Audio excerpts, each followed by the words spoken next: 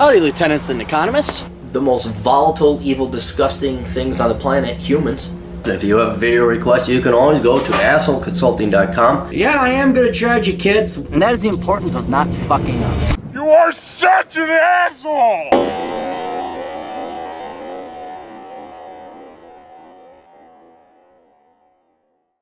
Okay, so a client sent me a whole ton. You sound like 10 questions. I'm like, dude, it's gonna cost you a lot of money. And he paid a lot. So you pay Cappy Plays at Asshole Consulting, where I, Aaron Clary, the world's only professional asshole, America's older brother, but we'll be older brothers to all you cats out there in other countries, will be your knowledge dispensing whore if you pay some damn good coffee today. Some amaretto. Again, we have my favorite coffee mug from South Dakota. And so he gave me a precept. Let's read his background. I've made some life decisions this past year which have helped me save a lot of money.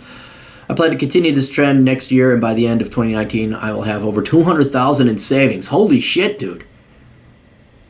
Some life decisions? That 200 grand doesn't just poof out of thin air. Plus more retirement accounts. Unfortunately, that will make me 32. Yeah, man, you're really sucking balls if you got 200 grand at 32. What are you worried about? It will put me at over 2 years without any serious dating experience. Oh, you're a nerd. And there's okay being a nerd. You're a person who hasn't tried, which is one of the sacrifices I made. To clarify, I'll be going overseas as part of the Army Reserve, so there won't be any dating going on. Serious dating was easy to sacrifice because most dateable girls were... Well, wait, did you date? Oh, any serious dating experience. Okay, so you have dated. All right. Serious dating was easy to sacrifice because most dateable girls where I work in my organization in their city is over an hour away. While your advice to keep in contact with girls from when I switched jobs was sound, I think lightly flirting with girls at work got old and then moved on to other guys, which means those prospects are out. Not that I plan on staying in the area anyway. While I can't make it a top priority, finding a wife will be a bigger part of my life when I return. Well, you just don't... You can put that towards a conscious, concerted effort when you get back, but I mean, you don't know what you're going to find overseas. You might find a nice wife overseas. When I get back, I plan to move and need to make important decisions going forward, as thus I'm seeking your sage advice. Now, he has some private questions, and he wants these to be answered on the internets. All right. 1, when to cash out your sexual market value. We've all heard the dreaded wall monster that claims the beauty of women and turns them from nubile vixens into ragged hags around the tender age of 30. I'd say it's about like 35 or 40. It's because there is a fair amount of genuine female hating going on or women hating going on, and men want to, oh, you're 30, it's over. And some women can keep themselves in great shape up until 40. Menopause hits 45, 50, but there's riskiness of having children around. And then let's also be honest that the most fertile woman is in teens and 20s. So we are naturally more attracted to women in that age than we are at 30. That doesn't mean can't be a 30-year-old woman that is an attractive woman make a fine wife. We also know that men age like fine wine, though I prefer to age as good whiskey. This is the best explained visually in the famous SMV chart from Rollo Tomasi, Rational Male. Looking at one's SMV as an investment, I am curious about when to take all the workouts, dying effort. Looking at one's SMV as an investment, I am curious about when to take all the workouts, dieting, and effort we put into ourselves and use it to attract the best significant other we can find in our lives. To answer this definitively, I come to you, Aaron Clare, the world's greatest economist. You asked me a dating question, but I'm an economist. Please tell us at what points in life bachelors and bachelorettes begin to see their efforts invested in an SMV wasted, and we should metaphorically cash out on the dating market. Well, there are 2 walls. We are all aware of the female wall, and that's when their physical beauty goes away. It varies, and we talked about it. I say it's roughly 40 is when that happens. And then men look elsewhere. And it depends on how good looking a woman keeps herself up. But there is a wall for men as well. And it's not so much a wall as much as it is a produce market clearing out. Because now that I am the age I am, I have many friends who are the age I am. And they're single. And they face a paradox. They can date women their own age or within, the divide in half plus 7 rule. So a guy who's my age, 43, I know a guy who's 46, and he'll date in the appropriate age. So you're talking 35 and up, 32, just say 30 and up. The vast majority of these women are damaged goods. And I hate to say I use it, but they are damaged goods in one way or another. Irreparably damaged. And the number one way that they're damaged is they have another man's kid. So the paradox my buddy faces, if you're going to date within your own age range, they're going to have a kid. Or they'll have a divorce. Or they'll have a ton of debt. Or they will have an STD. Or they will have financial troubles. You don't get to 35 unscathed and high quality marriage material without a guy snipering you off for a wife or a long-term girlfriend.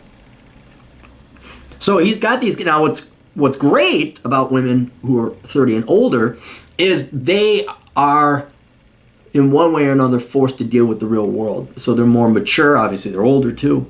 Having a kid will make a woman much nicer, polite, civil. She'll probably show up on time. Some other guy's kid. That's not my DNA. The frankincense, a prepackaged family. Go take your prepackaged family and shove it off a cliff. No offense, Lee. So there's the drawback for that age group. Now that he's 47, well, I'll just date younger. Girls are more fertile and comely at the age of 25, 26. And he goes and he dates them. And he can get them because he's rich. But, I mean, two guns. Because they're dumb as shit. They're also arrogant, entitled, on drugs, and not, God almighty, you hope they're on cocaine or marijuana or something else. Because at least that's fun. But the drugs they're on is Adderall and Ritalin and Lord knows whatever prescribed drugs they're on, lithium, because they all have some kind of made-up mental disorder, and you cannot associate with them. There's no way you can. So the men's wall is more of a produce market clearing, where by the time you're 30 or 32, that's almost the ideal range for when a man should start looking, not get married, but you should start looking to grab and settle on a cantaloupe of your choosing. If you want to get married, about the age you're going to be right now. And the reason why is you're not so old that you're so far removed from a 27 or a 26-year-old that it's painful to talk to them. You still have some dude broness and you still want to go out and party. There's a good chance they also don't have kids. There's a good chance they're also not married. There's a good chance you might find a quality girl there. All right? Or the best chances you're going to find. You wait another 5 to 10 years, and those good girls are going to be picked off. Now, a lot of girls, we're going to talk completely separate market. That's the religious market or the traditional market, where the girls are picked off in the late teens, early 20s because religion. But that's almost moot for you because I don't see you dating a 19-year-old. I really just don't. But right now, I'd say for men in their younger 30s, you're on the up. You're starting to get your career together. You're still in good shape. You're young enough that you could have kids if you want to have kids. And you could date younger, so you're going to find a pool of women that won't drive you nuts with their inane 20-something bullshit. And they will not have another man's kids. The only problem is that they are at their peak of arrogance and the world just fawning over them. Kind of the hot, crazy matrix. They're almost like all nines. And a lot of them are going to be careerists. And I need a career, and I have a schedule at 31 in 6 months. Then I'm going to have a kid. I'm going to find a husband and have a kid. It's almost impossible. So you want to know, look at it, I'm curious. Trust, but to answer this, I have come to you. Please tell us at what points in life bachelors and bachelorettes begin to see their efforts invested in sexual market value wasted, and when we should metaphorically cash out in the dating market. So for men, I'd say your younger 30s. Women, ideally, I would say you start cashing out at 22, 23. Because that's, 20, 24, 25. Because you still get your degree. You have yourself a trade and a skill. Go work a little bit. You're not going to have kids like that. There should be a multi-year honeymoon period. But I think women, if they would listen, would cash out when their fertility is at its peak. And then you could have kids safely and multiple kids if you want. But that's shoulda land. That's shoulda land. Okay, we don't live in that no more. Because women are listening to Fish Bicycle, Don't Need No Man, trademark feminists. Basically destroying their lives. So then I'm finally ready to settle down at 42. They say 40's the new 25. Did they? They say. I should check out and see if they got theysay.com. Must be a very popular site. Please tell us at what points in bachelor. Okay. 2. Identifying good advice and bad advice. Trusted, emphasis on trusted people I know have helped me in vacationing, my career, etc., and for that I am grateful to them. I go to my mechanic friends about automotive advice and to my outgoing friends about fine dining. That has worked out well so far. Conversely, I've known unsuccessful people who for some reason like to speak with authority about areas in life they continue to handle poorly. Yeah, that's because they're unsuccessful, so I like to imagine they're successful in one capacity or another. People I know who are in unhappy relationships feel comfortable giving out relationship dating advice. And probably because they made mistakes. So they say, don't fuck up like I did, then you might want to listen to it. And other people working paycheck to paycheck like giving out financial advice as if they have it figured out. Often failure is the best teacher, but rarely do gems of wisdom emerge from these people. How can others identify good advice, such as the advice provided here in Ansel Consulting, coming from people as opposed to bad advice? Is it an observation? Must we use trial and error to be sure? Is it shown success with trust, which is the only true way? Captain Cab, please save us from bad advice. How can we know what to follow and what to avoid? All right. You want to take advice from people who are successful in whatever field or category that is. For example, you would probably want to take advice from me on personal finances. To this day, there's only 2 people who have better finances than me. And they're both minimalists. One gal, God bless her, she paid off her house like that, 15-year mortgage. It's just a wonderful woman. And another friend of mine who I kind of look up to as a mentor, he has multiple houses paid off, but also a minimal. The guy's a millionaire, but he drives, a Kia Rio. I think if you got it for cash for clunkers, I mean, a tree goes to Savers, it goes to Goodwill to get his clothes. So those are the only other 2 people that I would take advice from. Finance. But you want to look at people and say, have they achieved success? Did they go through the path, the challenges? Take advice. The other way to tell good advice from bad advice, and I almost want to say this is 100% correlation, but it's not. But I would say 98% of the time, if the advice they give you requires pain and agony and sacrifice on your part, that's good advice. Bad advice is an excuse, a lie, something that absolves you of any responsibility. It abdicates you taking any kind of responsibility. It's good. It's what you want to hear. And it doesn't require work or effort on your part, which almost guarantees it's a lie. Men should like you for you. Fuck that bullshit. That's a lie. Because the truth, the good advice is, sweetheart, get on the treadmill, shed the pounds, tighten up that stomach. Well, that takes effort. That's it. You follow your heart and the money will follow. That's a lie. Bad advice. Get your ass into engineering or STEM, learn calculus, learn programming. I don't give a shit what you want to do. That's the truth. You could go work for the Peace Corps, touch it. Get your ass into the military, get your freaking government GI Bill, you get the idea. That is probably the epitomal way to determine what is good advice and bad advice. The good advice is going to hurt and be truthful, is going to require sacrifice and pain and toil on your part. The bad advice is going to be free and excusatory and, you could do whatever you want. Oh, no, you're not responsible. You just got to be happy, that kind of thing. So that's the way to tell good advice and bad advice. Leveling up with girls. I'm a successful 40-year-old engineer. I thought you were 32. Wait, what were you? 32. Oh, are you 32 or 40? Or maybe you're making a joke. I'm a successful 40-year-old engineer who lives in my West Asian mother's basement after she divorced my hardworking East Asian father. It's not easy earning $100,000 a year because as a MGTOW, I'm a virgin for life despite being a guild leader in World of Warcraft. Okay, you're spoofing. After attending MIT and paying off my 200,000 student loans, I think I need to learn to start a harem of supermodels. The only time a girl have touched me in the last 30 years is when they give me a high five or a handshake. So could you say I've got a ways to go to being a lady killer like Bill Gates? That's good. That's good. Cappy, man, if I'm ever going to get with a Victoria's Secret, Fredericks of Hollywood model, kawaii girlfriend, I think I need to apply all my video game knowledge and level up until I'm the best Pokemon style. You know what I mean?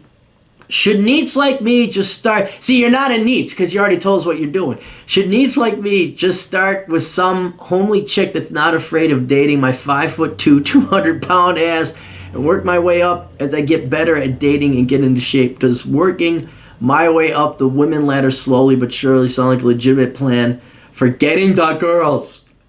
Will my Playboy centerfold wife care about all the fat cat ladies I had to sleep with before we entered into our doomed from the start marriage? I needs to know. Help me, Cappy. That's good, man. That's good.